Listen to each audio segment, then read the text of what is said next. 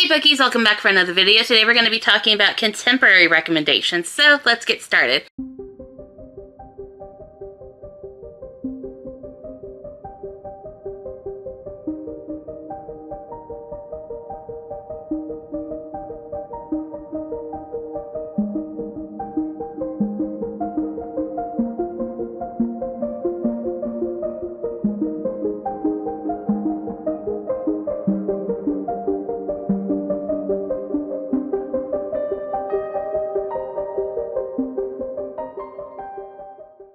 I have, how many is in this list? I don't even know. Looks like 10 contemporary book recommendations that I'm going to give to you. I think the majority of them are middle grade or YA. I see like one or two that are adult. So let's just get through it. I also made this list like so long ago. I don't even know what's all on it. The first one on this list is Freshman Year by Sarah Myah. It is a graphic novel memoir. I believe wrote and illustrated by the author about her own life.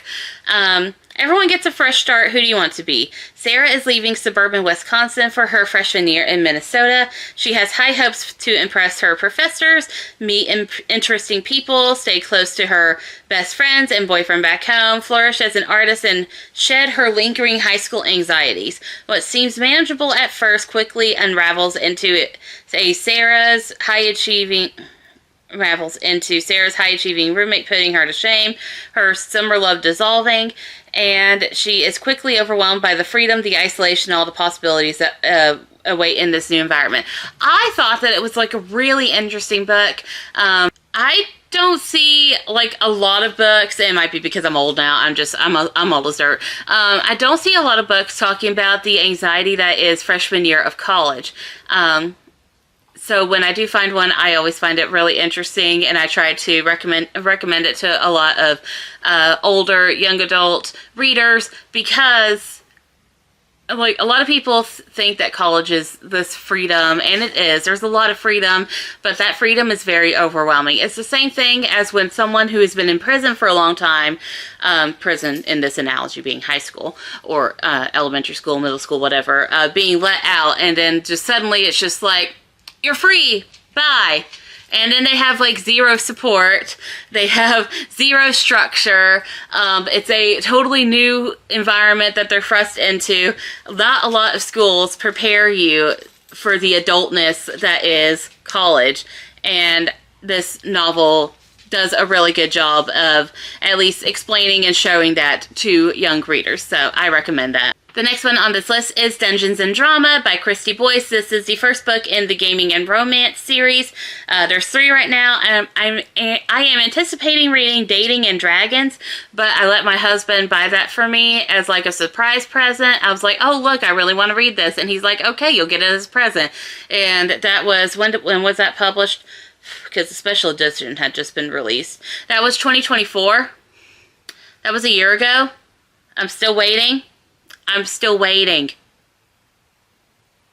Anyways, so this first one, oh god, it's such a cute book. I love it so much. It is a YA rom-com. Musical lover Riley has big aspirations to become a director on Broadway. Crucial to this plan is to bring back her high school's spring musical. But when Riley takes her mom's car without permission, she's grounded and stuck at the worst with the worst punishment, spending her after-school hours working at her dad's game shop. Riley can't waste her time working when she has a musical to say, so she convinces Nathan, a nerdy teen employee, to cover her shifts, and in exchange she'll flirt with him to make his gamer girl crush jealous. But Riley didn't realize that meant joining Nathan's Dungeons and Dragons game, or that role-playing would be so fun. Soon, Riley starts to think that flirting with Nathan doesn't require as much acting as she would have thought. It is a really cute series. I absolutely love it. You'll notice the lighting has changed. That's because it's winter when I'm filming this. I don't know when it's going to be posted. And we're losing daylight at 2:57 p.m. The next book that I'm recommending is When I Think of You by Myah Ariel. This is an adult romance book. It was such a cute book. This is a second chance romance. And this was Myah's debut. Kalia Wilson has paid her dues. But all the years behind the reception desk at a flashy film studio have only pushed her movie-making dreams further out of reach. That is until a surprise reunion presents an opportunity that could make her career or break her heart a second time. It's been 7 years since Kalia's whirlwind college romance with Danny Prescott went up in flames. While her passions have stalled, his career is taking off. So when the hotshot director reappears to offer her a job on his next production, it's a shock to the system. Working with Danny may recapture the intensity of their film school days, but trusting him again won't come as easily. As the pair allows themselves the openness and vulnerability to entrust their deepest truths to each other, the possibility of a true connection draws even closer. But when Hollywood politics and scandal threaten to sink the production in her career, Kalia may have to risk everything to do what's right, even if it means letting go of the second chance love of a lifetime. And if I was doing the review of this now, I would give it the Taylor Swift song of Elizabeth Taylor, because it fits.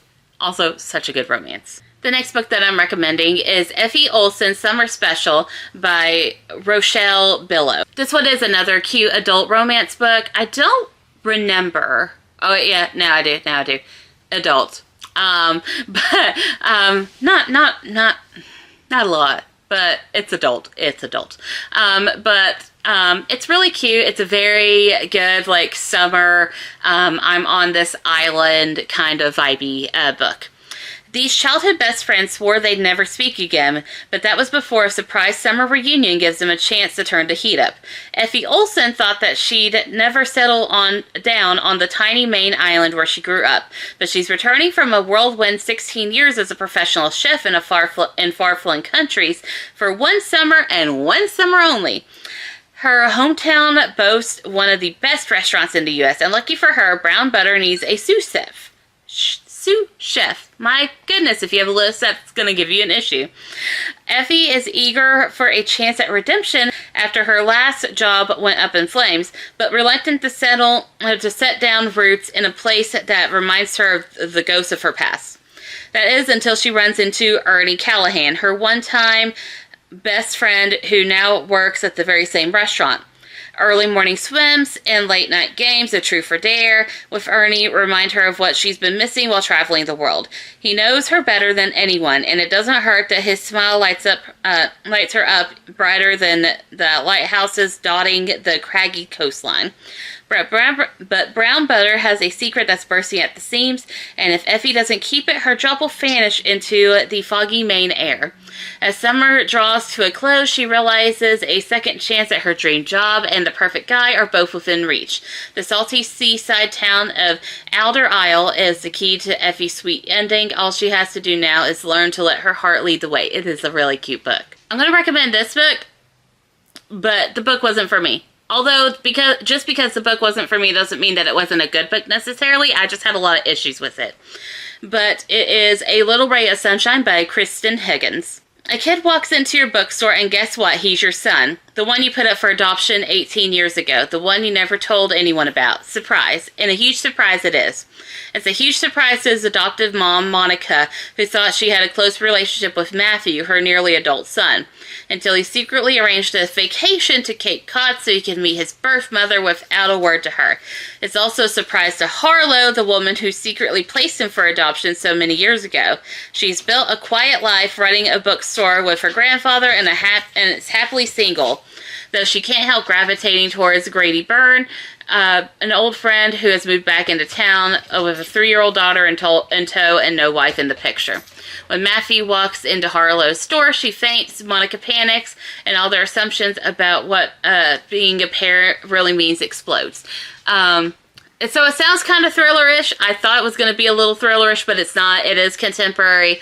It is there is a romance side plot, but a lot of it focuses on the relationship between the adopted son, the adoptive mother, and Harlow, between each other and between themselves. It's really good look at adoption. And I don't recall reading a lot of books that have an adoptive main character. So this kind of fills it. I didn't personally like it. My review's out there. You can go find it if you want. The next book that I'm going to recommend is The Next New Syrian Girl by Ream Shukairy. I believe I pronounced that right. Please correct me down below if I did not. Khadija Shami is a Syrian-American high school senior raised on boxing and football. Saddled with a monstrous ego and a fierce mother to test it, she dreams of escaping her sheltered life to travel the world for best friend. Leen Tahir is a Syrian refugee doing her best to adjust to the wildly unfamiliar society of a suburban Detroit high school while battling panic attacks and family pressure. When their worlds collide, the result is catastrophic. To Khadija, Leen embodies the tame, dutiful Syrian ideal she's long rebelled against. And to Leen, Khadija is the strong-willed, closed-off American who makes her doubt her place in the world. But as Khadija digs up Leen's past, a startling, life-changing discovery forces the two of them closer together. As the girls secretly race to unravel a truth, a friendship slowly and hesitantly begins blooming. Doubts are cast aside as they realize they have more in common than they each expected. What they find takes them on a journey all the way to Jordan, challenging what each knows about the other. I thought it was really good. It looked a lot at the Syrian Revolution. Leen is kind of like in the exchange student program. I believe is what it is. I don't think that she was adopted over. And then they go back to go find her brother. I thought it was such an interesting book.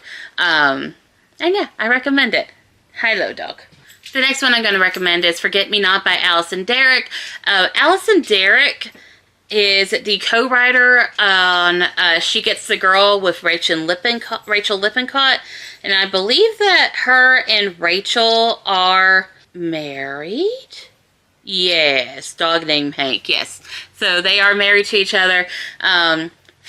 This is a queer, it's a YA romance, but it's contemporary. I really like it because it features one thing that I like a small trope that I like, and it's the amnesia trope. I like the amnesia trope. What would you do if you forgot the love of your life ever existed? Stevie and Nora had a love, a secret, epic, once-in-a-lifetime kind of love. They also had a plan to leave their small, ultra-conservative town and families behind after graduation and move to California where they could finally stop hiding that love. But then Stevie has a terrible fall, and when she comes to, she can't remember nothing of the last 2 years. Not California, not coming to terms with her sexuality, not even Nora.